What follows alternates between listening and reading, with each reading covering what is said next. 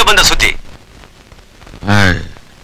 ಶಿವಪೂಜೆಯಲ್ಲಿ ಕರಡಿ ಬಿಟ್ಟಂಗೆ ಇವ್ರದೊಳ್ಳೆ ಮಧ್ಯ ಬಂದು ಒಳ್ಳೆ ಪ್ರೋಗ್ರಾಮ್ ನೋಡಕ್ಕೆ ಬಿಡಲ್ಲ.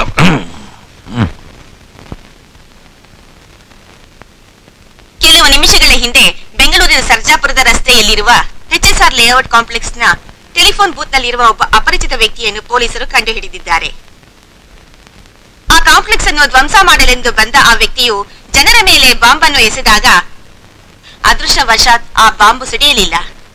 ಆತನನ್ನು ಪೊಲೀಸರು ವಿಚಾರಿಸಿದಾಗ ಆತನೊಬ್ಬ ಭಯೋತ್ಪಾದಕನೆಂದು ತಿಳಿದು ಬಂದಿದೆ. ಪ್ರಿಯ ವೀಕ್ಷಕರೇ, ಈ ತರಹದ ಉಗ್ರಗಾಮಿ ಚಟುವಟಿಕೆ ಮೊದಲು ಮುಂಬೈ ನಗರದಲ್ಲಿ ಕಂಡು ಬರ್ತಾ ಇತ್ತು. ಆದರೆ ಇತ್ತೀಚಿನ ದಿನಗಳಲ್ಲಿ ಈ ಟೆರರಿಸ್ಟ್ಗಳು ತಮ್ಮ ಚಟುವಟಿಕೆಯನ್ನ ನಮ್ಮ ಉದ್ಯಾನ ನಗರಿಯಲ್ಲಿ ಕೂಡ ವಿಸ್ತರಿಸಿದ್ದಾರೆ ಅನ್ನೋದಕ್ಕೆ ಇಲ್ಲಿ ಹಿಂದಿರುವ ಈ ವ್ಯಕ್ತಿನೇ ಸಾಕ್ಷಿ. ಒಳ್ಳೆ STD ಬೂತ್ಗಳ ತರ, FM ರೇಡಿಯೋಗಳ ತರ, ಸಾಫ್ಟ್ವೇರ್ ಕಂಪ್ನಿಗಳ ತರ ದಿನಕ್ಕೊಬ್ಬ ಟೆರರಿಸ್ಟ್ ಹುಡ್ಕತಾನೆ ಇದ್ದಾನೆ. ಟೆರರಿಸ್ಟ್ ಇಲ್ಲದೆ ರಾಜಕಾರಣಿ ಇಲ್ಲ, ರಾಜಕಾರಣಿ ಇಲ್ಲದೆ ಟೆರರಿಸ್ಟ್ ಇಲ್ಲ. ಇವರಿಬ್ರಿಗೂ ಬೇರೆ ಕೆಲಸ ಇಲ್ಲ. ಇವನ್ ಯಾರು, ಯಾವ ದೇಶಕ್ಕೆ ಸೇರಿದವನು ಅನ್ನೋದು ತಿಳಿಬೇಕಾಗಿದೆ. ಪೊಲೀಸ್ ಮೂಲಗಳ ಪ್ರಕಾರ ಇವನೊಬ್ಬ ಟೆರರಿಸ್ಟ್ ಅನ್ನೋದು ತಿಳಿದು ಬಂದಿದೆ.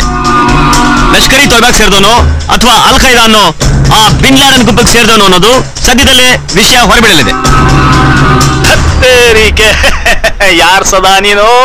ಲಷ್ಕರ್ ಎ ತೊಯ್ಬಾನ ಅಲ್ ಖೈದಾನ?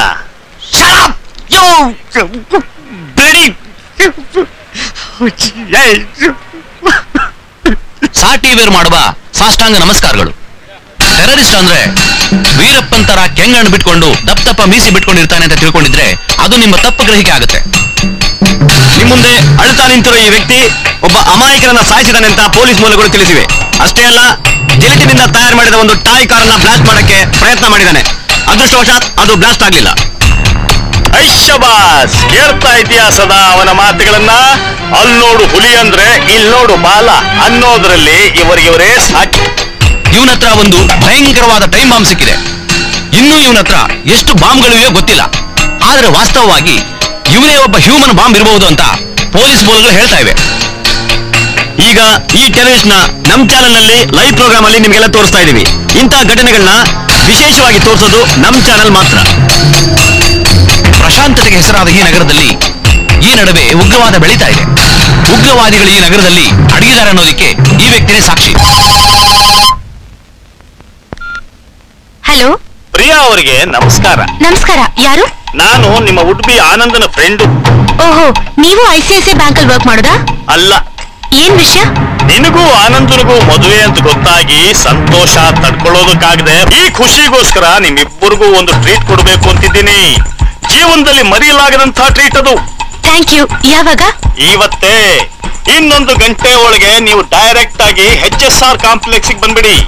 ನಾನು ಆನಂದ್ ನಿಮಗೋಸ್ಕರ ಅಲ್ಲಿ ಕಾಯ್ತಾ ಇರ್ತೀವಿ. Don't miss it.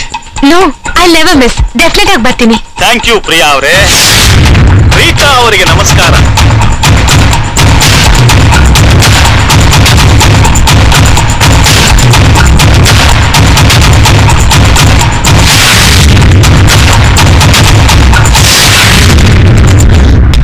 ನಮಸ್ಕಾರ ಸರ್. ಏನಯ್ಯ, ಏನ್ ಗಲಾಟೆ ನಡೀತಾ ಇದೆ ಇಲ್ಲಿ?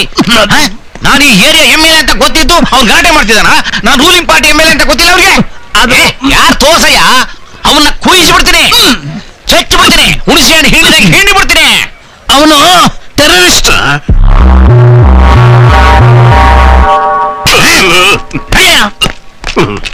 ಗಲಾಟೆ ಆಗ್ತಿದೆ ಅಂತ ಹೇಳಿದೇವನ ಟೆರರಿಸ್ಟ್ ಒಕ್ಕಿಸಿದಾರೆ ಅಂತ ಹೇಳಿದೇನಯ್ಯ.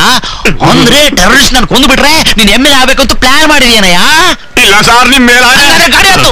ಯಾಕೆ ಸರ್? ಬಾರೇ, ಬೇಗ ಜಾಗ ಖಾಲಿ ಮಾಡೋಣ. ನೋಡಿರಿ ಸರ್, ಯಾರಾದ್ರೂ ನೋಡ್ಬಿಡ್ತಾರೆ.